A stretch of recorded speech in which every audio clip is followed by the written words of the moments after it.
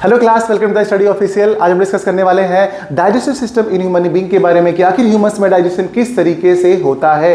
पहला क्वेश्चन यही होता है बच्चों आपके एग्जाम में कि आखिर ये डाइजेशन क्यों जरूरी है, हमारी बॉडी में डाइजेशन क्यों जरूरी है। दूसरा क्वेश्चन होता है एलिमेंट्री कैनाल क्या होती है और इसका क्या रोल है और इसके कितने पार्ट हैं। फिर पूछते हैं कौन कौन सी ग्लैंड्स है जो डाइजेशन में सपोर्ट करती हैं, हेल्प करती हैं। फिर क्वेश्चन आता है आपका डाइजेशन क्या होता है और ये कितने पार्ट में कंप्लीट होता है। फिर आता है लीवर का क्या रोल है, पैनक्रियास का क्या रोल है, फूड का डाइजेशन कहां पर होता है और कहां से स्टार्ट होता है फूड का डाइजेशन हमारी बॉडी में। तो ये ऐसे क्वेश्चन जो है बार बार एग्जाम में पूछे जा चुके हैं बच्चों। आज मैं इन सभी क्वेश्चंस का आंसर आपको दूंगा एक वीडियो में और लास्ट में बताऊंगा आपको मैं इसके PYQs किस किस तरीके से क्वेश्चन पूछे जा चुके हैं। और आप में से आधे से ज्यादा लोगों ने, ऑलमोस्ट लोगों ने PYQs को सॉल्व किया भी होगा, उनको पता होगा किस किस टाइप का क्वेश्चन पूछा जाता है। तो सारे डाउट क्लियर हो जाएंगे बच्चों। चलिए स्टार्ट करते हैं। सबसे पहले समझते हैं कि आखिर डाइजेशन की हमारी बॉडी में क्यों जरूरत पड़ती है। तो आपको बता दूं कि आप कितने भी काम करते हैं, सुबह उठते हैं, स्कूल जाने के बजाय पहले कुछ और काम करते हैं, छत पे गए, टहल के आए, फिर स्कूल जाना है, रास्ता इधर, आप उधर से घूम के आए हैं, रास्ते में आपको स्कूल छुट्टी हुई, आपको सीधा घर आना चाहिए, आप 1 घंटे बाद और घूम के आ रहे हैं। कोचिंग जाना था, इधर से आप गए, उधर से रास्ते में खड़े, पता नहीं कहाँ गए, आपको पढ़ना चाहिए तो आप फोन चला रहे हैं। इस सबके लिए क्या चाहिए होती है? एनर्जी। और ये एनर्जी कहाँ से आती है?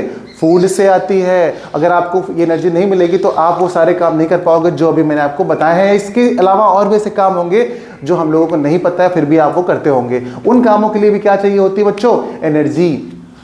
तो अब एनर्जी कहां से आएगी? फूड से। फूड आप इनगल्फ करेंगे, फूड जाएगा हमारी बॉडी में, वो डाइजेस्ट होगा, उससे एनर्जी मिलेगी और हम सारे अपने एक्टिविटीज कर पाएंगे। ठीक है, इसलिए जरूरत पड़ती है हमें फूड की। चलिए ये क्वेश्चन तो हो गया। अब बात करते हैं डाइजेशन क्या होता है बच्चों। डाइजेशन देखिए क्या होता है कि जब भी हम फूड को इनगल्फ करते हैं ना, फूड हमारा क्या होता है? बड़े बड़े पार्टिकल्स में होता है। अब क्या होता है, उसको स्मॉल छोटे छोटे पार्टिकल्स में, छोटे छोटे मॉलिक्यूल्स में कन्वर्ट कर देते हैं और उसके बाद क्या होता है, हमारी बॉडी एब्जॉर्ब कर लेती है। यानी कि एक ऐसा प्रोसेस जिसके अंदर हम क्या फूड पार्टिकल को स्मॉल मॉलिक्यूल्स में, स्मॉल पार्टिकल्स में कन्वर्ट कर देते हैं, जिससे हमारी बॉडी एब्जॉर्ब कर लेती है। इस प्रोसेस को बोलते हैं क्या?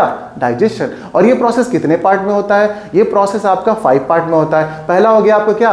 इंजेशन, खाना खा लिया। दूसरा हो गया डाइजेशन, स्टमक में। तीसरा क्या हो गया आपका? तीसरा हो गया अब्जॉर्प्शन। चौथा क्या हो गया? एसिमिलेशन। और पांचवा क्या हो गया बच्चों? पांचवा हो गया है आपका क्या? इजेशन। इंजेशन और इजेशन में भूल गड़बड़ मत करिएगा। इंजेशन मतलब फूड को इनगल्फ करना और इजेशन मतलब वेस्ट पार्ट को रिमूव करना। तो इतने पार्ट होते हैं जो डाइजेशन में होते हैं। बस इतना आप लिख देंगे तो ये कंप्लीट। ये भी क्वेश्चन पूछा जा चुका है, डिफाइन डाइजेशन एंड कितने पार्ट होते हैं, इसको कितने स्टेजेस होती है इसकी कंप्लीट करने के लिए। तो ये भी आप ध्यान रखिएगा। अच्छा ठीक है, ये एक इंट्रोडक्शन था छोटा सा जो मैंने आपको भी बताया। इतने पार्ट आप समझ गए होंगे। अब चलिए यहाँ पर मैं बताता हूँ कि एलिमेंट्री कैनाल क्या होती है। ठीक है, एलिमेंट्री कैनाल से पहले ऊपर दिख रहा होगा डाइजेस्टिव सिस्टम, ये क्या होता है? अच्छा, हमारी बॉडी के जितने भी ऑर्गन्स हैं वो अगर सपोर्ट कर रहे हैं, हेल्प कर रहे हैं फूड को डाइजेस्ट करने में, तो उससे मिलकर बनेगा एक सिस्टम जिसको बोलते हैं डाइजेस्टिव सिस्टम। बढ़िया। अब बात करते हैं एलिमेंट्री कैनाल की। आखिर ये एलिमेंट्री कैनाल और एसेसरी ग्लैंड क्या चीजें हैं? हमारे फूड को डाइजेस्ट करने के लिए डाइजेस्टिव सिस्टम में 2 अलग अलग पार्ट बनाए गए हैं। क्यों? एलिमेंट्री कैनाल हो गया एक ट्रैक्ट, एक पाथ हो गया जहां से फूड हमारा गुजरेगा और उस फूड को जाते हुए रास्ते में जो सपोर्टिव हमारे ऑर्गन्स मिलेंगे या ग्लैंड्स मिलेंगी उनको बोलते हैं एसेसरी ग्लैंड्स या फिर डाइजेस्टिव ग्लैंड भी बोलते हैं इनको। ओके, अच्छा ठीक है। अब देखिए सबसे पहले मैं आपको बताता हूं माउथ के बारे में। ये रहा इनका माउथ। माउथ से फूड को इनगल्फ करेंगे और जैसे ही ये इसको इनगल्फ करेंगे तो यहां पर ये च्युइंग करेंगे, चबाएंगे, फूड को छोटे छोटे पार्ट में ब्रेक कर देंगे। यानी कि सबसे पहली बार जो डाइजेशन हो रहा है वो माउथ से स्टार्ट हो रहा है। क्वेश्चन पूछा जा चुका है एग्जाम में। तो माउथ से डाइजेशन स्टार्ट हो रहा है, लेकिन यहां पे जो डाइजेशन हो रहा है कौन सा? मैकेनिकल डाइजेशन हो रहा है, क्योंकि हमने फूड को छोटे छोटे पार्ट में ब्रेक किया ना, डाइजेशन स्टार्ट हो गया। ओके, बकल कैविटी क्या? हमारे मुख्य पार्ट का पूरा जो हिस्सा है बकल कैविटी, इस बकल से कैविटीज जो बना हुआ हिस्सा उसको बकल कैविटी बोलते हैं। अगर माउथ सिर्फ लिखेंगे और इसको आप छोड़ देंगे तो अभी आपका काम चल जाएगा। उसके बाद फेरिक्स की बात करते हैं। फेरिक्स मतलब ये यहाँ से जब खाना निकलते हैं तो यहाँ पर आता है आपका फेरिंक्स। इस जगह पर, यहाँ पर, इस जगह पर ये थोड़ा सा फेरिक्स आपको यहाँ पे लगा होगा। इस फेरिक्स के पास से 2 रास्ते जाते हैं बच्चों। एक रास्ता और इधर से पीछे की तरफ चला जाता है। तो सर ये रास्ता कौन सा है? तो ये जो बगल में रास्ता जा रहा है ना उसे बोलते हैं बच्चों ट्रैकिया। मतलब हमारे फेरिंक्स से 2 रास्ते जाते हैं, एक रास्ता स्टमक की तरफ, एक रास्ता लंग्स की तरफ। स्टमक में क्या जाएगा? खाना। लंग्स में क्या जाएगी? हवा। तो जिस रास्ते से हवा जा रही है, विंड जा रही है, उसे विंड पाइप बोलते हैं, ट्रैकिया बोलते हैं। और जिस रास्ते से फूड जा रहा है उसे हम फूड पाइप या फिर इसोफेगस बोलते हैं। तो ये रहा अपना इसोफेगस। फेरिंग्स के बाद इसोफेगस, ये पाइप, ये लॉन्ग वाली पाइप है, ट्यूब है, इसको बोलते हैं इसोफेगस। अगला क्वेश्चन ये आता है, क्या इसोफेगस में डाइजेशन होता है? बोर्ड में पूछा गया है ये क्वेश्चन, बताइए। बहुत बढ़िया। इसोफेगस में कोई डाइजेशन नहीं होता है बच्चों, बहुत अच्छा। इसोफेगस में यहाँ से यहाँ तक कोई भी डाइजेशन नहीं होता है। उसके बाद स्टमक ये आ गया, स्टमक में आ गया, ठीक है, आपका फूड। स्टमक के बाद यहाँ से नीचे की तरफ जब आप ये जाने लगेगा ना, तो यहाँ पर आप देखिए कौन सा पार्ट मिलेगा, स्मॉल इंटेस्टाइन। ये स्टमक था तो इसके नीचे वाला ये स्मॉल इंटेस्टाइन, ये वाला जो गुड़ी मुड़ी बहुत सारा 5 से 6 मीटर लंबी होती है आपकी स्मॉल इंटेस्टाइन, ठीक है। यानी एलिमेंट्री कैनाल का सबसे लॉन्गेस्ट पार्ट है स्मॉल इंटेस्टाइन, ठीक है। उसके बाद आता है आपका लार्ज इंटेस्टाइन। ये जो लार्ज इंटेस्टाइन देख रहे हो ये आता है लार्ज इंटेस्टाइन। फिर लास्ट में आता है एनस, आपका ये वाला एनस है जहां से आपका वेस्ट पार्ट रिमूव हो जाता है। तो इतने पार्ट्स हैं। अगर पूछा जाएगा एलिमेंट्री कैनाल क्या होती है तो आप कहेंगे ये 22 फीट के अबाउट में एक ट्यूब होती है, मस्कुलर ट्यूब होती है, और जिसके अंदर से हमारा फूड जाता है और वो इतने पार्ट से पास होता है। ये आप बता देंगे। इसका एंडिंग पॉइंट होता है एनस और स्टार्टिंग पॉइंट होता है माउथ। बस इतना बता देंगे और इसके बारे में लिख देंगे, काम खत्म बच्चों, ठीक है। अच्छा, आपने ये समझ लिया। अभी जो ग्लैंड्स होती है ना, इनका रोल मैं आपको अभी बताता हूँ अलग से, बहुत ज़्यादा इंपॉर्टेंट है ये, ठीक है। और डाइजेशन तो आपने देख लिया कि एक ऐसा प्रोसेस होता है जिसके अंदर हम क्या करते हैं, फूड के जो पार्टिकल्स होते हैं उनको ब्रेक डाउन करते हैं स्मॉल मॉलिक्यूल में, और इसी को बोलते हैं हम क्या, डाइजेशन। उसके बाद क्या होता है, कितने स्टेज में होता है, ये मैंने आपको बता ही दिया है अभी कि भाई ये इंजेक्शन, डाइजेशन, एब्जॉर्प्शन, एसिमिलेशन और इजेशन, इतने प्रोसेस होते हैं हमारे डाइजेशन को होने में। तो ये तो आप समझ गए हैं। चलिए इसको हम इरेज कर लेते हैं और अब उसके बाद बताते हैं आपको यहाँ से कि आखिर इसके अंदर इन ग्लैंड्स का क्या रोल है बच्चों। ग्लैंड्स का क्या रोल है, चलिए एक बार इसका स्क्रीनशॉट ले लीजिए। सबसे पहले हम समझेंगे सलाइवरी ग्लैंड्स क्या होती है। देखिए सलाइवरी ग्लैंड्स हमारे जो बॉडी में होती है, हमारे माउथ में होती हैं, और माउथ में कितनी पेयर में होती है, 3 पेयर में होती है हमारी, ठीक है। माउथ में ये 3 पेयर में प्रेजेंट होती हैं। चलिए सबसे पहले समझते हैं सलाइवरी ग्लैंड्स क्या होती हैं। तो सलाइवरी ग्लैंड्स होती है ना, वो 3 पेयर में प्रेजेंट होती हैं। कितने, 3 पेयर में प्रेजेंट होती है हमारे माउथ के अंदर, और जो सिक्रीट करती है सलाइवा, और वहीं से क्या उसमें एक एंजाइम प्रेजेंट होता है जिसको बोलते हैं सलाइवरी एमाइलेज, जिसे हम टाइलिन भी बोलते हैं। अगर बात करें कि हमारी बॉडी में पूरे दिन में कितना सलाइवा सिक्रीट होता है, तो 1 से 1.5 लीटर जो है वो सलाइवा सिक्रीट होता है। कितना, 1 से 1.5 लीटर, ठीक है। It helps in the chemical digestion bye enzymes. जो सलाइवरी एमाइलेज होता है वो भी एक टाइप का एंजाइम है जिसका दूसरा नाम क्या है, टाइलिन। मैं कह रहा हूं ये क्या काम करते हैं, ये फूड को डाइजेस्ट करते हैं, लेकिन उस डाइजेशन को क्या बोलते हैं, केमिकल डाइजेशन। जो दांतों के थ्रू यानी खाना चबाने के थ्रू होता है उसे हम मैकेनिकल डाइजेशन बोल रहे थे, लेकिन ये जो ये कर रहा है सलाइवरी ग्लैंड्स यानी सलाइवरी एमाइलेज कर रहा है, उसके थ्रू जो डाइजेशन होता है उसे बोलते हैं केमिकल डाइजेशन, क्योंकि केमिकल के थ्रू कर रहा है तो केमिकल डाइजेशन, समझ गए। अच्छा, इट इज स्लाइटली एल्कालाइन, ये हल्का सा एल्कालाइन नेचर में होता है और उसका पीएच कितना होता है, 7.2 होता है। हमारा ब्लड भी वैसे एल्कालाइन नेचर का होता है जिसका पीएच होता है 7.4। Okay, saliva contain ptyalin enzyme. देखो यहाँ पे टाइलिन एंजाइम लिख दिया जिसको बोलते हैं सलाइवरी एमाइलेज, भी सभी बच्चों को पता होगा। और प्रोटीन और फैट जो लिखा है ना, इसका मतलब क्या जानते हो, यहाँ पर इसका डाइजेशन नहीं होता है, नो डाइजेशन। यहां पर नो डाइजेशन यानी कि there is no digestion of protein and fat, इसका यहां पर बिल्कुल भी डाइजेशन नहीं होता है। तो इतने पॉइंट तो आपको सलाइवरी ग्लैंड से बच्चों पता ही होना चाहिए, ठीक है। ये आपको पता चल गया। अब इसके बाद हम डिस्कस करेंगे गैस्ट्रिक ग्लैंड्स के बारे में, नोट कर लीजिए इसको। चलिए अब हम समझेंगे गैस्ट्रिक ग्लैंड के बारे में।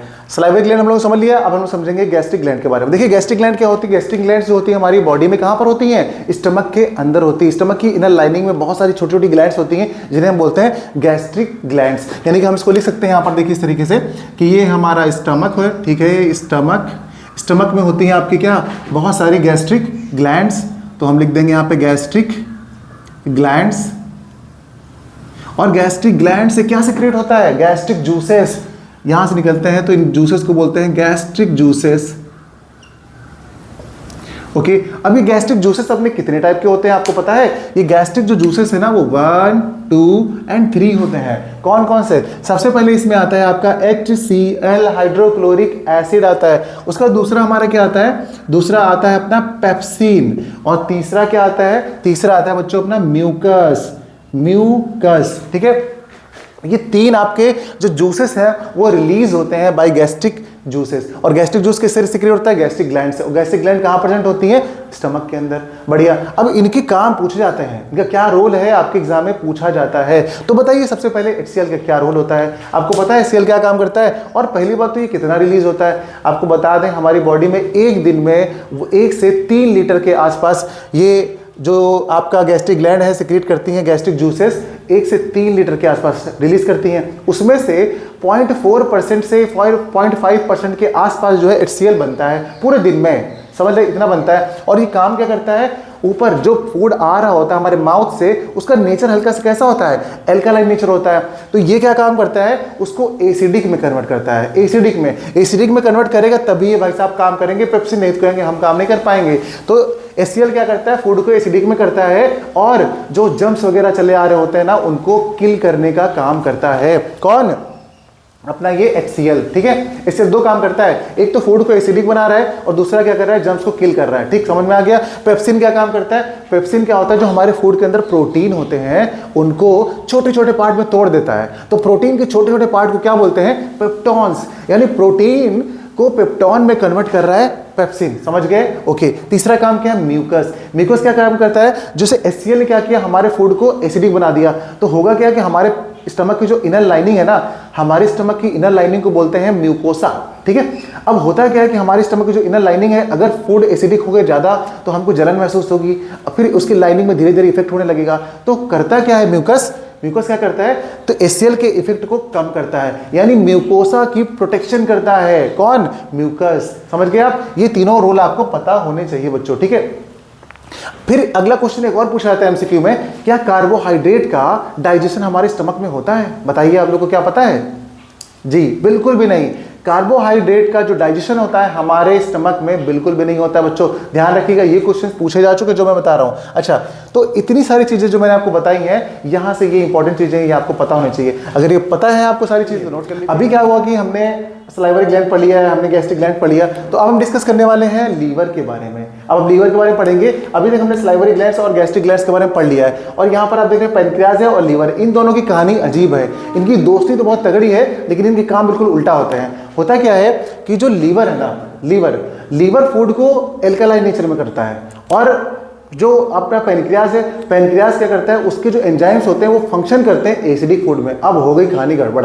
होता क्या है, देखिए, ये है आपका लीवर, ये है आपका पैनक्रियाज, ये दोनों एक कॉमन डक्ट से जुड़े हुए होते हैं, जो कि ड्यूडेनम के पास एक पाइप जाती है, डक्ट जाती है, कॉमन डक्ट, जिसमें दोनों जुड़े रहते हैं। उस डक्ट को एक कॉमन डक्ट बोलते हैं, क्योंकि दोनों उसी से अटैच होते हैं। और जो यहाँ से पार्शियल डाइजेस्टेड फूड आ रहा होता है इस रास्ते से, उससे ये दोनों कनेक्ट होते हैं, और इन दोनों का जो जूस होता है, जो लिक्विड होता है, इन दोनों के जो एंजाइम्स होते हैं, वो उसी पाइप में आके मिलते हैं। तो होता क्या है कि पहले लीवर का जो जूस इसमें आके मिलेगा, सेमी डाइजेस्टेड फूड में आकर के मिलेगा। तो लीवर के अंदर ऐसा क्या होता है, ये क्या काम करता है, देखिए, जो लीवर है अपना, जो लीवर है, इसके पास होता है एक गॉल ब्लैडर। इसके पास क्या होता है, एक गॉल ब्लैडर होता है, यानी कि एक थैली होती है, और उस एक थैली के अंदर ये स्टोर करके रखता है क्या, बाइल जूस। क्या रखता है, बाइल जूस रखता है। और बाइल जूस का कलर कैसा होता है, हल्का सा येलोइश ग्रीन। इसका कलर कैसा होता है, येलोइश ग्रीन कलर होता है, ठीक है, ध्यान रखें, कलर भी पूछा जाता है। अच्छा, उसके बाद ये जो बाइल जूस होता है ना, इसका नेचर कैसा होता है, ये ध्यान रखिएगा। इसका नेचर होता है एल्कालाइन नेचर। तो यानी ये एल्कालाइन नेचर का होता है, कौन, बाइल जूस।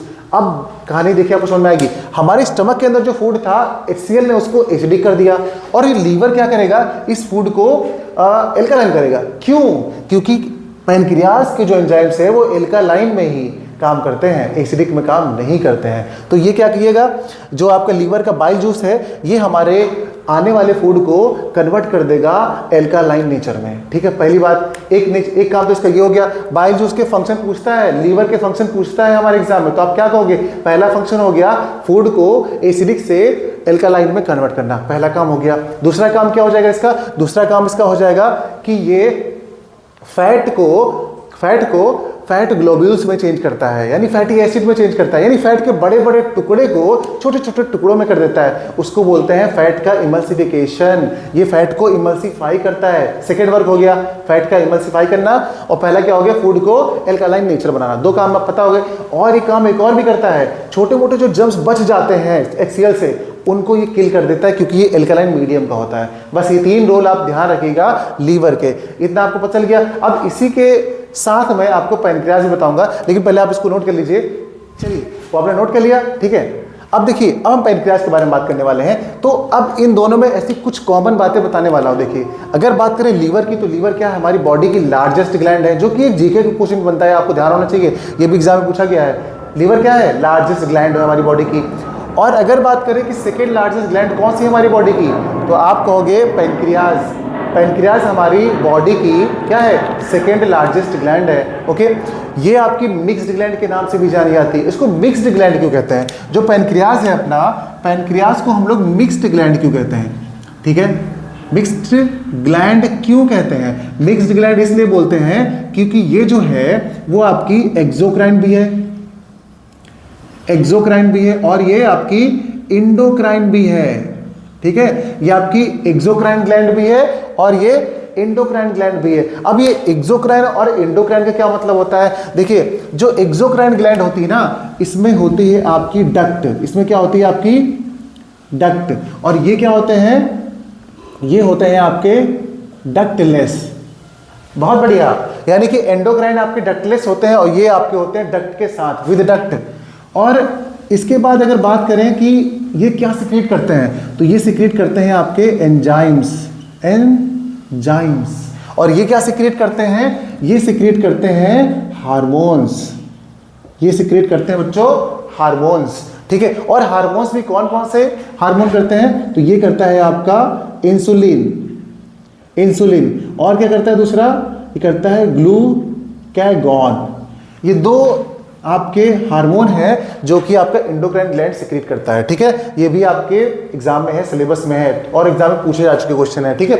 अच्छा, अब देखिए, इंडोक्राइन जो ग्लैंड है वो क्या होती है, डक्ट के साथ वाली होती है, विद डक्ट होती है, ये एंजाइम सिक्रीट करती है। तो कौन कौन से एंजाइम सिक्रीट करती है, इनके नाम आपको पता होने चाहिए बच्चों। इनके नाम क्या है, देखिए, पहला तो मैं आपको बता देता हूं, जो है आपका एमाइलेज, एमाइलेज, तो ठीक है। अब दूसरा क्या हो जाएगा आपका, दूसरा हो जाएगा आपका लाइपेज, और तीसरा क्या हो जाएगा आपका ट्रिप्सिन, ट्रिप्सिन। ये तीन एंजाइम है जो कि आपका जो पैनक्रियाज है, पैनक्रियाज वो रिलीज करता है, सिक्रीट करता है, आप ध्यान रखिएगा। और ये एक्टिवेट कब होंगे, जब आपके फूड का नेचर होगा एल्कालाइन, और एल्कालाइन कौन बनाया, लीवर ने एल्कालाइन बना दिया है। अब ये तीनों काम करेंगे। अब आपको इनके तीनों के काम भी पता होना चाहिए, फंक्शन पता होना चाहिए। एमाइलेज क्या काम करता है, देखिए एमाइलेज क्या काम करता है, और लाइपेज और ट्रिप्सिन। तो सबसे पहले एमाइलेज की बात करते हैं। तो एमाइलेज जो हमारी बॉडी में जो स्टार्च होता है उसको ग्लूकोज में कन्वर्ट करता है, स्टार्च को ग्लूकोज में कन्वर्ट करता है एमाइलेज, ठीक है। लाइपेज क्या काम करता है, लाइपेज काम करता है कि फैट को फैटी एसिड और ग्लिसरॉल में कन्वर्ट करता है, ठीक है, लिख लीजिएगा, आप नोट कर लीजिएगा। और ट्रिप्सिन क्या काम करता है, ट्रिप्सिन जो हमारी बॉडी में अभी ऊपर स्टमक में जो पेप्सिन ने प्रोटीन को पेप्टॉन्स में तोड़ा था ना, तो अब क्या करेगा, ये ट्रिप्सिन जो काम कर रहा है, पेप्सिन ट्रिप्सिन मिलता जुलता है ना, तो ट्रिप्सिन क्या काम करेगा, जो स्टमक में जो पेप्सिन ने प्रोटीन को पेप्टॉन्स में तोड़ा था, लेकिन सारे प्रोटीन थोड़ी तोड़ दिया होगा, थोड़े बहुत बच गए होंगे, तो ये क्या करता है, बचे हुए प्रोटीन को और जो तोड़े हुए पेप्टॉन्स थे उन दोनों को ये क्या करता है, ये दोनों को और तोड़ के बना देता है अमीनो एसिड में, पॉलीपेप्टाइड्स में कन्वर्ट कर देता है और अमीनो एसिड में कन्वर्ट कर देता है। कौन, ये आपका ट्रिप्सिन। तो ये ध्यान रखिएगा। तो इस तरीके से इन तीनों का ये जो है एक रोल हो गया, फंक्शन हो गया। इस तरीके से आप समझ गए होंगे आई थिंक पैनक्रियाज में क्या क्या होता है बच्चों, ये रोल आप समझ लीजिएगा, ठीक है। फिर अब बात करते हैं हम इंटेस्टाइनल ग्लैंड के बारे में, ठीक है, नोट कर लीजिए इसको। इंटेस्टाइनल ग्लैंड के बारे में हम डिस्कस करने वाले हैं। तो स्मॉल इंटेस्टाइन जो होती है उसके अंदर प्रेजेंट हमारी ग्लैंड्स होती है, उनको बोलते हैं इंटेस्टाइनल ग्लैंड्स। और ये क्या करती हैं, जो भी फूड ऊपर से डाइजेस्ट होकर आ रहा होता है, अब ये कंप्लीट डाइजेशन करने वाली होती है। और कहां पर करती हैं, हमारी स्मॉल इंटेस्टाइन के तीन पार्ट होते हैं, ड्यूडेनम, जेजुनम और इलियम। तो इलियम में हमारे फूड का कंप्लीट डाइजेशन होता है। वैसे मोटा मोटा क्वेश्चन बनेगा, आपसे पूछ जाएगा कि भाई फूड का डाइजेशन कहां पे होता है, तो कंप्लीट डाइजेशन कहां पे होता है, आप बोलोगे स्मॉल इंटेस्टाइन में, लेकिन हो सकता है वो डीप में पूछे और ऑप्शन दे रखा कुछ और, तो आपको पता होना चाहिए स्मॉल इंटेस्टाइन में कौन से पार्ट में, तो इलियम में, उसका तीसरा पार्ट पीछे वाला सबसे पार्ट होता है इलियम, ठीक है। तो वहीं पर होता है कंप्लीट डाइजेशन ऑफ फूड। तो कंप्लीट डाइजेशन हो रहा है, इसका मतलब वहां पर कुछ ग्लैंड्स और प्रेजेंट होंगी, तो यही ग्लैंड प्रेजेंट है वहां पर, और इनसे सिक्रीट होते हैं कई सारे एंजाइम्स। 5-6 एंजाइम सीक्रेट होते हैं, उसमें से एमाइलेज हो गया, लाइपेज हो गया, आपका ट्रिप्सिन भी होता है, एक्सोपेप्टाइड्स भी होता है, और भी 1-2 एक्स्ट्रा हैं, लेकिन अभी आपके सिलेबस में इन सब के बारे में अच्छे से जिक्र नहीं किया गया है। लेकिन पैनक्रियाज तक उनके नाम आप अच्छे से ध्यान रखिएगा। इनके नाम अगर आप लिख देते हैं तो ठीक है, अगर नहीं लिख करके इनके बारे में स्टोरी बता देते तब भी काम आपका चल जाएगा, क्योंकि हर एक बुक में इनका जिक्र नहीं किया गया बच्चों, ठीक है। अब देखिए होता क्या है, यहां पर आपका काइल बनता है। काइल क्या होता है कि आपका फूड डाइजेस्ट होते होते स्मॉल इंटेस्टाइन तक आ गया है। अब जब फूड आपका एब्जॉर्ब होने के लिए रेडी हो जाता है, ऐसा बन जाता है कि अब वो हमारी स्मॉल इंटेस्टाइन को एब्जॉर्ब कर लेती थ्रू विलाई, यानी विल्ली बोलते हैं, कुछ लोग विलाई बोलते हैं, तो उनके थ्रू जब हमारी बॉडी एब्जॉर्ब कर ले जाती है तो ऐसी सिचुएशन को बोलते हैं काइल, ठीक है। अब ये विल्ली क्या होती है, विलाई क्या होती है, हमारी स्मॉल इंटेस्टाइन जो होती है ना, उसमें फिंगर लाइक स्ट्रक्चर्स बहुत सारे होते हैं, ऐसे ग्रुप्स बने होते हैं बहुत सारे। तो होता क्या है कि ये इतने सारे होते हैं जिसकी वजह से इसका सरफेस एरिया बढ़ जाता है। अगर सरफेस एरिया बढ़ जाएगा स्मॉल इंटेस्टाइन का तो उसका एब्जॉर्प्शन बढ़ जाएगा, तो ज़्यादा एब्जॉर्प्शन होगा तो फूड का डाइजेशन जल्दी होगा, ज़्यादा होगा, समझ रहे हैं आप। यानी कि फूड के एब्जॉर्प्शन में हेल्प करती है आपकी विलाई। यहीं से आपका फूड पार्टिकल जो होता है ब्लड में जाके मिलता है, यहीं से इलियम के बाद। तो ये वाला पॉइंट ध्यान रखिएगा। अब जब एब्जॉर्प्शन हो जाता है तो ये ग्लैंड से काम तो खत्म हो गया, लेकिन आपकी स्टोरी में पूरी कंप्लीट करता हूं। देखिए एब्जॉर्प्शन फूड का हो गया बच्चों, एब्जॉर्ब कर लिया, हमारे ब्लड में वो न्यूट्रिशंस जो न्यूट्रिएंट्स थे, कार्बोहाइड्रेट, फैट, प्रोटीन सब चले गए, ब्लड में मिल गए। अब वो हमारी बॉडी के डिफरेंट पार्ट्स में चले जाएंगे जहां पर इनकी जैसी जरूरत है। लेकिन अब अंदर और क्या होगा, जो हम सांस ले रहे हैं, हमारी जो ऑक्सीजन जा रही है लंग्स के थ्रू, वो ऑक्सीजन जब जाकर के मिलेगी कहां पर, उन पार्ट्स में, तो वहां पर क्रेब्स साइकिल चलेगा जिसके थ्रू वो जो हमारी प्रोटीन वगैरह गई है वो बर्न होगी और एनर्जी प्रोड्यूस करेगी। ये सारी चीजें जो होती हैं कुल मिलाकर के क्या होता है, क्रेब्स साइकिल के थ्रू हमारी बॉडी में एनर्जी बनाते हैं, और जिस बॉडी ऑर्गन्स को जैसी जरूरत होती है वैसे पार्ट्स मिल जाते हैं। यानी ऑक्सीजन नहीं होगी तो ये लोग अपनी एनर्जी प्रोवाइड नहीं कर पाएंगे। जब हमारा एब्जॉर्ब्ड फूड हमारी बॉडी को एनर्जी प्रोवाइड करने लगता है तो उस स्टेट को बोलते हैं एसिमिलेट होना, यानी एसिमिलेशन इसको बोलते हैं। समझ गए आप लोग। अब एसिमिलेशन हो गया यहाँ से फूड का अलग, लेकिन अब वेस्ट पार्ट बचा, उसका क्या करेंगे। तो वेस्ट पार्ट क्या होता है, पहुंचता है लार्ज इंटेस्टाइन में। लार्ज इंटेस्टाइन की जो लेंथ होती है लगभग 1 से 1.5 मीटर के आसपास होती है। ये पतली नहीं, ये मोटी होती है, क्योंकि स्मॉल इंटेस्टाइन लंबी तो बहुत होती है 5-6 मीटर के आसपास, लेकिन बहुत पतली होती है, जो गुड़ी मुड़ी वाली दिख रही है। और जो ग्रीन कलर से बना रखी है मोटी वाली है, इसे बोलते हैं लार्ज इंटेस्टाइन। और लार्ज इंटेस्टाइन में यहां से इलियम से इसके अंदर फूड एंट्री करता है, और फूड मतलब वेस्ट पार्ट अब यहां से एंट्री कर रहा है, इसके अंदर चला जाता है। पूछा जाता है कि लार्ज इंटेस्टाइन में सबसे ज्यादा एब्जॉर्प्शन किसका होता है, क्वेश्चन पूछा गया वर्ड में, तो आप कहेंगे वाटर का एब्जॉर्प्शन सबसे ज्यादा होता है लार्ज इंटेस्टाइन में। ध्यान रखिएगा। अब जब वाटर का एब्जॉर्प्शन हो गया तो बचा क्या, पूरा वेस्ट पार्ट बचता है, और वो वेस्ट पार्ट यहाँ पे आता है और यहाँ रेक्टम के थ्रू एनएस से पास होते हुए बॉडी से बाहर निकल जाता है। इस तरीके से ये अपना कंप्लीट डाइजेशन हो गया है बच्चों। और हम इसके बाद आपको दिखाते हैं कैसे क्वेश्चंस ऐसे हैं जो एग्जाम में पूछे गए हैं। उम्मीद करते हैं कि आपको ये वाला जो सेशन है इसमें सब कुछ समझ में आया होगा, जो भी मैंने आपको ग्लैंड्स के बारे में बताया है। अब अगर पीवाईक्यू आपने देखे होंगे ना तो आपको पता होगा कि ये सारी चीजें पूछी गई जो मैंने आपको बताई हैं। अगर आपको अच्छी लगी हो, आपको 95% से ऊपर बच्चों स्कोर करना है, तो आपको सिर्फ बोलना होगा कमेंट में यस सर। और इस तरीके से मैं अगला वीडियो आपके लिए लेकर आऊंगा। अगर आपको किसी भी टॉपिक में और डाउट होता है, फिजिक्स में, केमिस्ट्री में, बायो में या मैथ में, तो आप बस एक कमेंट कीजिएगा, आपको नेक्स्ट डे उसका एक बेहतरीन वीडियो मैं आपको प्रोवाइड करूंगा। मिलते हैं बच्चों अगली क्लास में। जय हिंद।